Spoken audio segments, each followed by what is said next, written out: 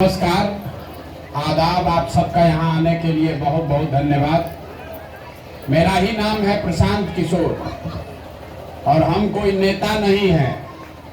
कुर्ता पैजामा पहने हैं, लेकिन हम कोई नेता नहीं हैं। आपसे वोट मांगने नहीं आए हैं। बिहार के एक साधारण परिवार के लड़के हैं।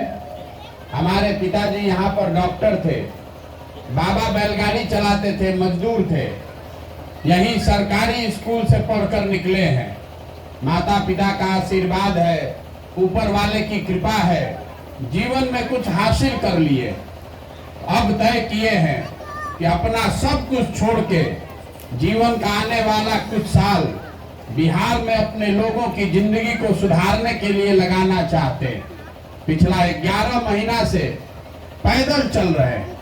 आप ये सोच रहे होंगे कि भाई पैदल क्यों चल रहे हैं? वोट तो मांग नहीं रहे हैं। आपका कोई काम हम करते नहीं है, नाली गली बनवाते नहीं है, राशन कार्ड बंटवाते नहीं है, तो हम पैदल क्यों चल रहे हैं? आपने किस्सा कहानी सुना होगा। पुराने जमाने में जो राजा होता था, उसके बारे में लोग कहते थे कि राजा रात में भेष बदल के निकलता था, ये देखने जानने समझने के लिए कि प्रजा को क्या कष्ट है। अब आज जिसको आप और हम वोट देकर राजा बना रहे हैं, एक बार वोट लेकर गया तो रात का बात तो छोड़ दीजिए, दिन में भी आपका सुध लेने नहीं आ रहा है और आपको उसका कोई चिंता नहीं है। एक बार जो वोट लेकर गया, अब अगली बार वोट होगा तभी आएगा। अगर बीच में गलती से आ भी गया तो इतना सिपाही और सुरक्षा लेकर चलेगा कि जो सामान्य आदमी है उससे उसको भेंटे नहीं है। कहता है कि बहुत खतरा है जान पर। इतना पुलिस सिपाही इसलिए है कि कोई हमको मार नहीं दे। देखिए आपके सामने हम 11 महीना से चल रहे हैं। इतनी व्यवस्था है, लेकिन इसमें एक सिपाही नहीं चल रहा है। हम 11 महीना से गांव में सरे में ही सोते हैं, पैदल ही रोज चलते हैं। हमको तो आज तक एगो कुत्ता भी नहीं काटा है। तो जो आदमी नेता सुरक्षा लेकर चल रहा है, तो सुरक्षा को जान के डर से नहीं है, वो इस बात का डर है कि आपको जो झूठ बोल के वोट लिया है, कहीं आप उसको पकड़ के पूछ मत दीजिए कि भैया हमारा काम किया कि नहीं किया। इसीलिए हम पैदल चल रहे हैं। आपका काम नहीं करते हैं, वोट नहीं मांग रहे हैं।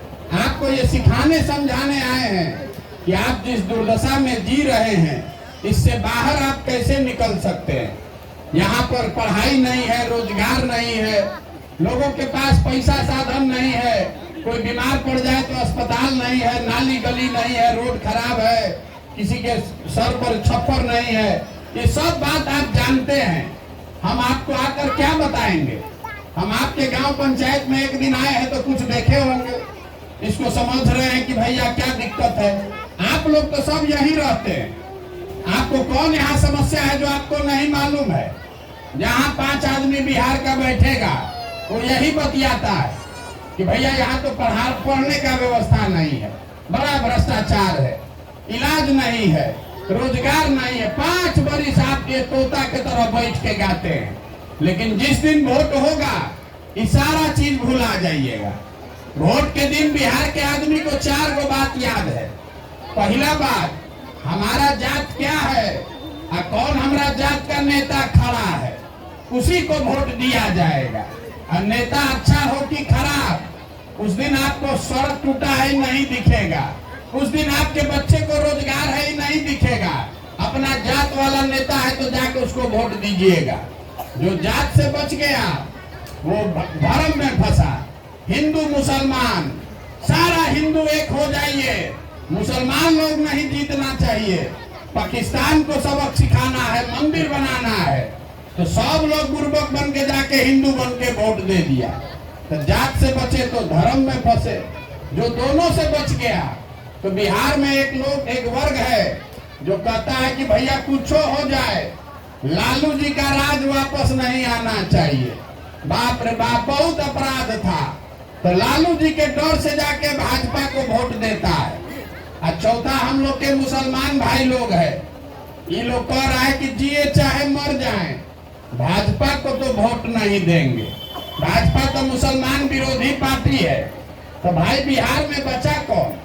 बिहार में तो दुइये गो दल है, एगो मोदी जी का भाजपा, एगो लालू जी का ललटेन। नीतीश कुमार बेचारे का तो पते नहीं है कि कब तक ललटेन पकड़ के लटकेंगे, कब कमल के फूल पर चले जाएंगे। तो जो मुसलमान है, तो जो बिहार में मुसलमान रहते हैं वो कह रहे हैं भैया कुछ हो जाए, काम हो चाहे नहीं है, ललटेने दिख रहा है, इसी में किरासन तेल बन के जलेंगे। आप ईमानदारी से बताइए, इसी 4 चीज पर न वोट दिए हैं तो काहे के लिए गाना गा रहे हैं? ए भैया पढ़ाई नहीं है, ए भैया रोजगार नहीं है। अरे सबको मालूम है, आपको हमको सारा नेता जानता है कि बिहार के जनता कितनों बतिया ले, हंस के गा के गरिया के वोटवा इसी 4 चीज पर देगा। तो आपका काम काहे के लिए होगा? अगर हमारी बात पर भरोसा नहीं है तो अभी 2 मिनट में आपसे सवाल पूछेंगे, आपको आईना की तरह दिखेगा कि आपका दुर्दशा क्यों है। सबको जवाब देना है, सबको जवाब देना है, हाथ उठा के हाँ चाहे ना बोलना है। सवाल सुनिए और सोच के बताइए।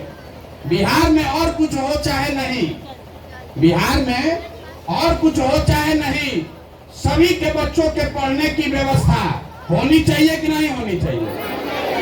सबको बताना है, आप कथा सुनने नहीं आए हैं। सब सोच के बताइए हाथ उठा के।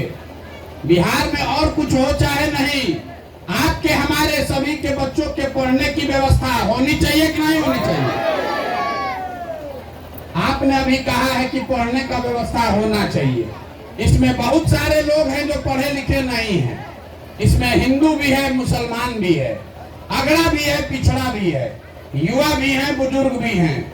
लेकिन सब लोग को इतना पता है कि पढ़ाई का व्यवस्था होना चाहिए, क्योंकि अगर पढ़ाई होगा तो बच्चों का जीवन सुधरेगा।